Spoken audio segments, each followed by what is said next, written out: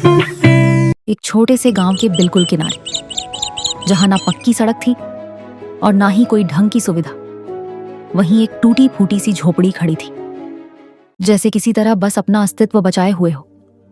चारों तरफ सूखी जमीन थी और आसमान से बरसती धूप मानो आग की लपटों जैसी लग रही थी। उस झोपड़ी के अंदर हाल और भी बुरा था।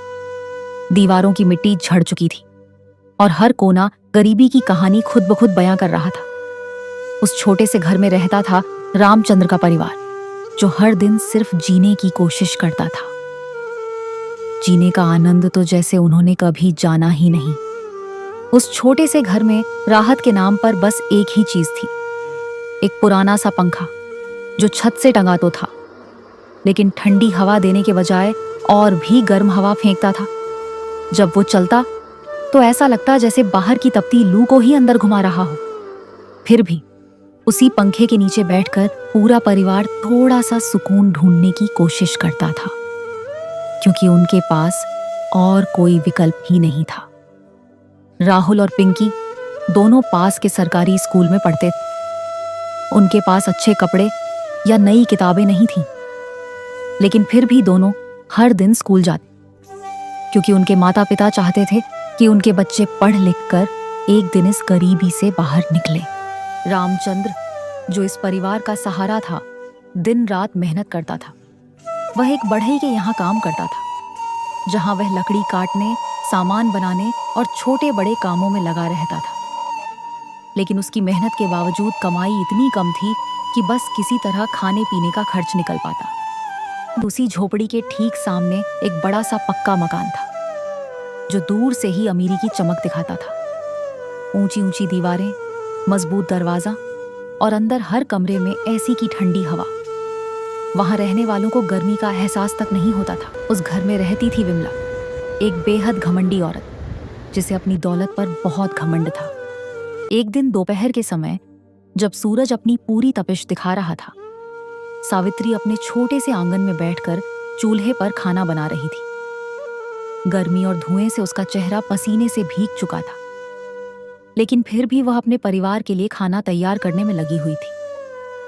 पास में उसकी सास बैठी थी, जो अपने हाथों से पंखा झलते हुए खुद को थोड़ी सी हवा देने की कोशिश कर रही थी। उधर सामने अपने बड़े से घर के बाहर आरामदायक कुर्सी पर विमला बैठी हुई थी। उसके पास एक बड़ा सा स्टैंड वाला पंखा चल रहा था, जो तेज हवा दे रहा था। ठंडी हवा का मजा लेते हुए वह बार बार सावित्री की तरफ देखती और हल्की हल्की मुस्कान के साथ उसे चिढ़ाती रहती। उसके चेहरे पर घमंड साफ झलक रहा था, जैसे उसे दूसरों की तकलीफ देखकर सुकून मिलता हो। विमला ने आराम से कुर्सी पर बैठते हुए ऊंची आवाज में अपनी बहू को पुकारा। अरे बहू रानी, जरा सुनो, मैंने जो आइसक्रीम मंगवाई थी ना, वो लेकर आओ जरा। इस गर्मी में तो जान ही निकल रही है मेरी। उसकी आवाज इतनी तेज थी कि सामने बैठे सावित्री और उसकी सास तक साफ साफ पहुंच रही थी।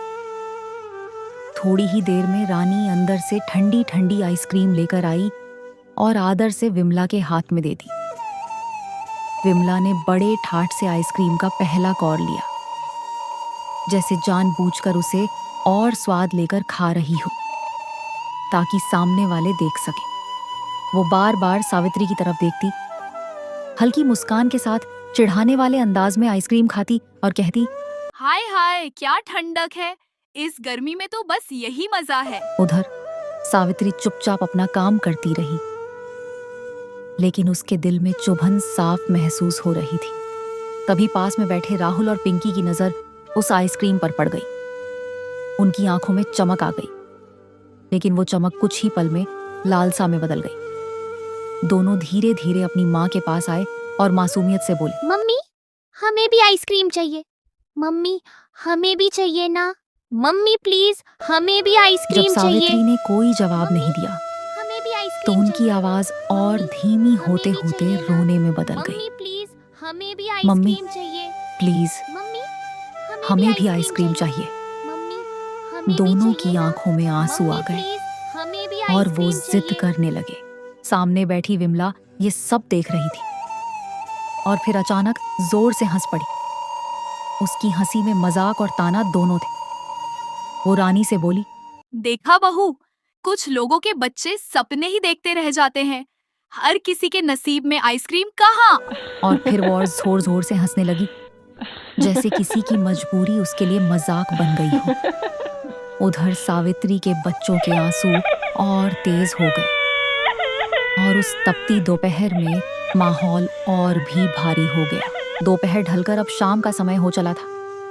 सूरज की तपिश थोड़ी कम जरूर हुई थी, लेकिन दिन भर की गर्मी और थकान अब भी सबके चेहरों पर साफ दिखाई दे रही थी।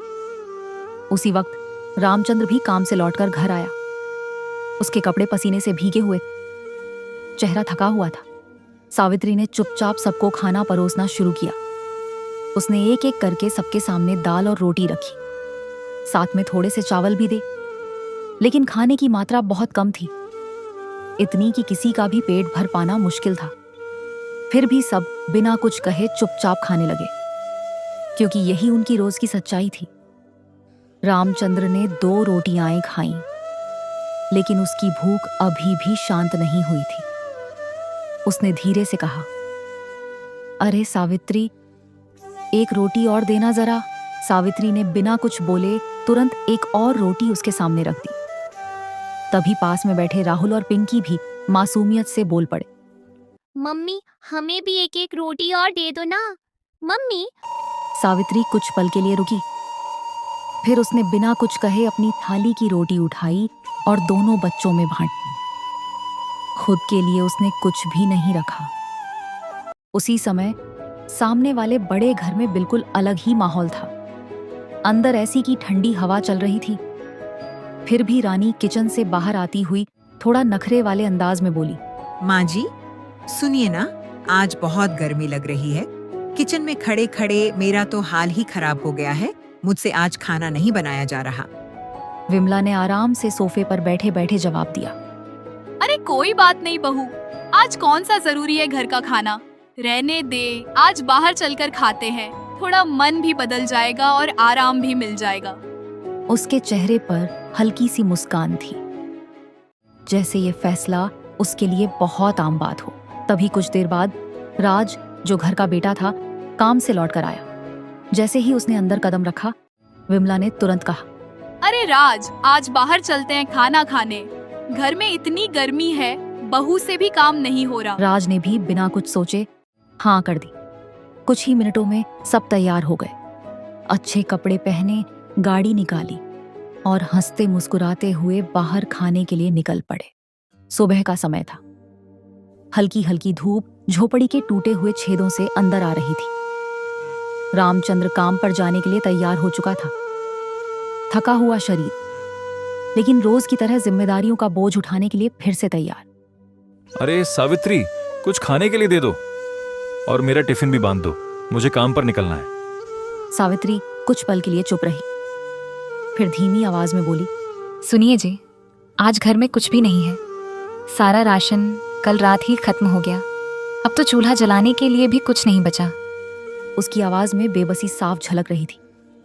रामचंद्र एक पल के लिए ठिठक गया, फिर बोला, अच्छा, कुछ भी नहीं है? सावित्री ने सिर झुकाकर कहा, हाँ जी, कुछ भी नहीं है। आप आज लौटते वक्त थोड़ा राशन ले आइएगा। रामचंद्र ने गहरी सांस ली और बोला, ठीक है, मैं सेठ जी से बात करता हूँ। अगर वो कुछ पैसे उधार दे दें तो आज ही ले आऊंगा। अभी सच में कुछ भी नहीं है खाने को।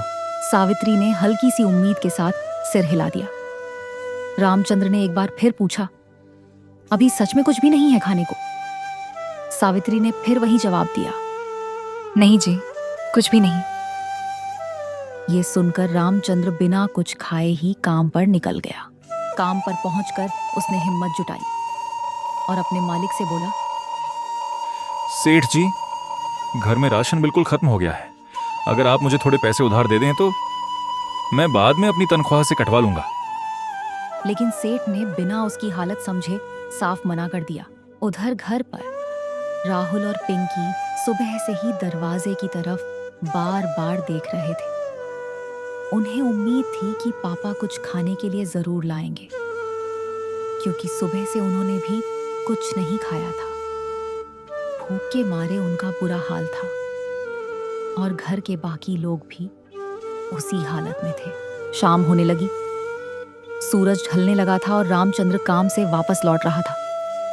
उसका मन भारी था, जेब खाली थी। लेकिन तभी रास्ते में उसने देखा कि एक अमीर आदमी शहर से आया हुआ है और वह गरीबों में खाना बांट रहा है। ये देखकर रामचंद्र के अंदर एक छोटी सी उम्मीद जाग। वह जल्दी से वहां पहुंचा, लेकिन वहां पहले से ही बहुत लंबी लाइन लगी हुई थी। फिर भी वह चुपचाप उस लाइन में खड़ा हो गया। घंटों इंतजार करता रहा। जब आखिरकार उसकी बारी आई, तब तक लगभग सारा खाना खत्म हो चुका था। उसे बस थोड़ा सा ही खाना मिल पाया। उसने उसी थोड़े से खाने को बड़े संभाल कर लिया और तेज कदमों से घर की तरफ चल पड़ा, क्योंकि उसे पता था घर पर सब उसकी राह देख रहे हैं। रामचंद्र जब घर पहुंचा तो उसके हाथ में थोड़ा सा राशन देखकर सबकी आंखों में उम्मीद की चमक आ गई। सावित्री ने तुरंत चूल्हा जलाया और जो भी थोड़ा बहुत सामान आया था उससे खाना तैयार किया। उस रात कई दिनों बाद पूरे परिवार ने पेट भरकर खाना खाया। बच्चों के चेहरों पर मुस्कान थी। बुजुर्गों के दिल को थोड़ी राहत मिली। लेकिन ये खुशी बस उस एक रात तक ही सीमित थी, क्योंकि अगले दिन के लिए घर में फिर कुछ भी नहीं बचा था और उन्हें जरा सा भी अंदाजा नहीं था कि असली मुसीबत अब भी बाकी है, बहुत बड़ी मुसीबत। शाम ढलते ढलते अचानक मौसम का मिजाज बदलने लगा। आसमान में काले बादल छा गए और देखते ही देखते तेज हवाएं चलने लगी। कुछ ही पलों में वो हवा भयानक धूल भरी आंधी में बदल गई। इतनी तेज आंधी कि जैसे सब कुछ उखाड़ कर ले जाएगी। झोपड़ी के अंदर बैठे रामचंद्र और उसका परिवार डर के मारे एक दूसरे के पास सिमट कर बैठ गए। सबके मन में बस एक ही डर था, कहीं हमारी झोपड़ी उड़ न जाए। तेज हवाओं के साथ मिट्टी उड़कर अंदर आने लगी। झोपड़ी की दीवारों से मिट्टी झड़ने लगी, छत हिलने लगी। हर झोंका ऐसा लग रहा था जैसे अब सब कुछ खत्म हो जाएगा। बच्चे डर के मारे रोने लगे। सावित्री उन्हें अपने पास कसकर पकड़े बैठी थी और रामचंद्र की आंखों में भी डर साफ दिखाई दे रहा था। वो सब एक कोने में सिमट कर बैठे थे, बस भगवान से प्रार्थना कर रहे थे कि किसी तरह ये आंधी रुक जाए। लेकिन आंधी रुकने का नाम ही नहीं ले रही थी, बल्कि उसकी रफ्तार और बढ़ती जा रही थी। और फिर वही हुआ जिसका डर सबको था। एक जोरदार झोंका आया और कुछ ही पलों में उनकी झोपड़ी की छत उड़कर दूर जा गई। रामचंद्र तुरंत घबराकर खड़ा हुआ और अपने पूरे परिवार को लेकर बाहर भागा। जैसे ही वो बाहर निकले, कुछ ही देर में उनकी पूरी झोपड़ी ढहकर जमीन पर गिर गई। सब कुछ खत्म हो गया। अब उनके पास ना कोई छत थी, ना कोई सामान, ना ही खाने का कोई सहारा। चारों तरफ बस टूटी हुई मिट्टी और बिखरे हुए सपने पड़े थे। रात गहरा चुकी और अब उनके पास कोई ठिकाना नहीं था। मजबूरी में पूरा परिवार वहीं बैठ गया जहां कभी उनका घर हुआ करता था। पास ही एक पेड़ था। उसी पेड़ के नीचे सबने सहारा लिया। ठंडी हवा अब भी चल रही थी, लेकिन अब उसमें डर और बेबसी भी घुल चुकी थी। उस रात खुले आसमान के नीचे उसी पेड़ के सहारे उन्होंने किसी तरह अपनी जिंदगी की सबसे मुश्किल रात काटी। सुबह की हल्की रोशनी धीरे धीरे फैल चुकी थी, लेकिन उस परिवार की जिंदगी में अंधेरा अभी भी वैसा ही था। जहां कल तक उनका घर था, वहां अब सिर्फ टूटी हुई मिट्टी और बिखरे हुए टुकड़े पड़े थे। रामचंद्र और उसका पूरा परिवार चुपचाप बैठा था, थका हुआ, डरा हुआ और सबसे ज्यादा बेबस। सबसे बड़ा सवाल सबके मन में यही था, अब हम कहां रहेंगे? उनके सिर पर अब कोई छत नहीं थी और आगे का रास्ता बिल्कुल साफ नहीं दिख रहा था। उसी समय सावित्री की नजर पास खड़े उस बड़े से पेड़ पर पड़ी जिसके नीचे उन्होंने रात बिताई थी। वह कुछ पल तक उस पेड़ को ध्यान से देखती रही, जैसे उसके मन में कोई ख्याल जन्म ले रहा हो। लेकिन फिर वो रुक गई। शायद उसे खुद भी अपने विचार पर भरोसा नहीं हो रहा था। तभी अचानक पिंकी उत्साह से बोली, मम्मी मम्मी, हमारी मैडम ने हमें एक कहानी सुनाई थी, पेड़ पर बने घर की, ट्री हाउस की। उसमें लोग पेड़ पर ही घर बनाकर रहते थे। पिंकी की बात सुनते ही सावित्री के मन में जैसे एक चिंगारी जल उठी। उसकी आंखों में हल्की सी चमक आई और उसने तुरंत रामचंद्र की तरफ देखते हुए कहा, सुनिए, क्यों ना हम भी इसी पेड़ पर अपना घर बनाएं? कम से कम हमें रहने के लिए एक सहारा तो मिल जाएगा। रामचंद्र ये सुनकर थोड़ा चौंक गया। उसने हैरानी से कहा, क्या तुम पागल हो गई हो सावित्री? भला पेड़ पर भी कहीं घर बनते हैं? उसके चेहरे पर शक और घबराहट दोनों थे। लेकिन तभी उसके पिता, जो अब तक चुप थे, धीरे से बोले, अरे बेटा, एक बार सोचकर तो देख। हमारे पास अब कोई छत नहीं है, ना ही इतने पैसे हैं कि हम नया घर बनवा सकें। अगर पेड़ पर घर बनाकर हमें थोड़ी सी भी छाया और सुरक्षा मिल सकती है तो कोशिश करने में क्या बुराई है। उनकी बात सुनकर सब एक दूसरे की तरफ देखने लगे। हालात ने उन्हें इतना मजबूर कर दिया था कि अब हर छोटा सा विचार भी एक उम्मीद जैसा लग रहा था। और आखिरकार उन्होंने तय किया कि चाहे जैसा भी हो, वो इस पेड़ पर अपना घर बनाने की कोशिश जरूर करेंगे। सावित्री ने मन ही मन ठान लिया कि अगर कुछ करना है तो अभी से शुरुआत करनी होगी।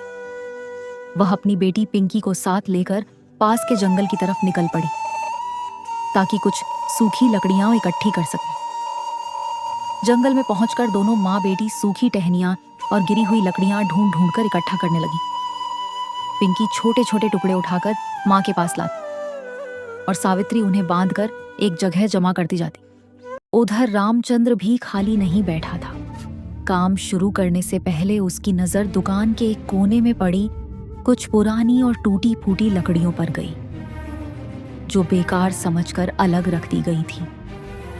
रामचंद्र ने हिम्मत करके सेठ से कहा, सेठ जी, ये जो लकड़ियां खराब पड़ी हैं, अगर आप कहें तो मैं इन्हें ले जाऊं, शायद मेरे काम आ जाए।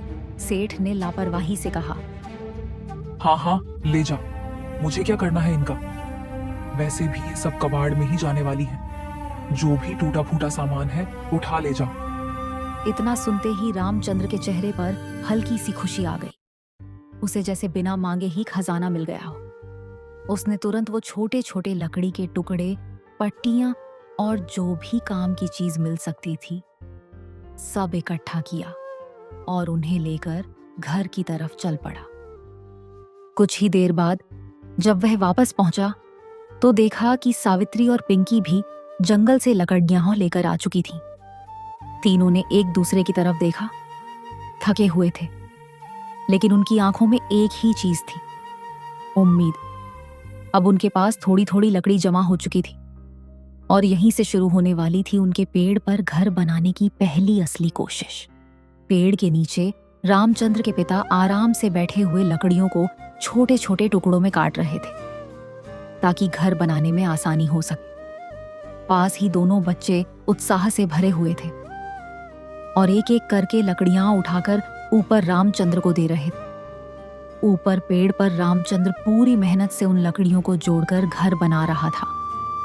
वह ध्यान से हर लकड़ी को ठीक जगह पर लगाता ताकि घर मजबूत और सुरक्षित बने। उधर सावित्री और उसकी सास नीचे बैठकर फूल पत्तियों को साफ कर रही थीं। वे दोनों मिलकर सोच रही थीं कि घर को कैसे सुंदर बनाया जाए। सावित्री प्यार से फूलों को अलग कर दी और सास उन्हें सजाने के लिए तैयार कर दी। सबसे पहले रामचंद्र ने पेड़ के चारों तरफ मजबूत लकड़ियों से एक पक्का सा मंच तैयार किया। उसके बाद ऊपर चढ़ने के लिए एक मजबूत सीढ़ी बनाई। फिर धीरे धीरे चारों ओर दीवारें खड़ी की गईं और एक छोटा सा कमरा बनकर तैयार हो गया। कमरे में एक दरवाजा और छोटी सी खिड़की भी बनाई गई ताकि हवा और रोशनी अंदर आ सके। आखिर में सावित्री और उसकी सास ने फूलों और पत्तियों से पूरे घर को सजा दिया।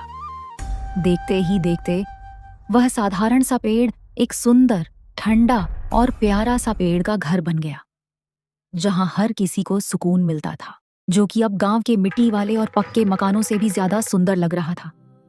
वहां ठंडक थी, न पंखे की जरूरत, न बिजली की। पेड़ की ताजी हवा घनी छाया और सुकून भरा माहौल, जैसे प्रकृति ने खुद उन्हें अपना घर दे दिया हो। तभी पिंकी खुशी से उछलते हुए बोली, सच में मम्मी, यहाँ तो पंखे की भी जरूरत नहीं पड़ती। मम्मी, हमारा नया घर कितना अच्छा लग रहा है ना। देखो ना, कितना ठंडा ठंडा है यहाँ। देखो ना, सबके घर कितने साधारण हैं। हमारा घर तो सबसे अलग है। बेटा, घर बड़ा या छोटा नहीं होता, उसमें रहने वालों का प्यार उसे सबसे सुंदर बनाता है। उनके नए पेड़ के घर को देखकर सामने वाली विमला ताना मारते हुए हंसकर बोली, अरे देखो देखो, पेड़ पर भी कोई घर बनाता है क्या? ये भी कोई रहने की जगह है?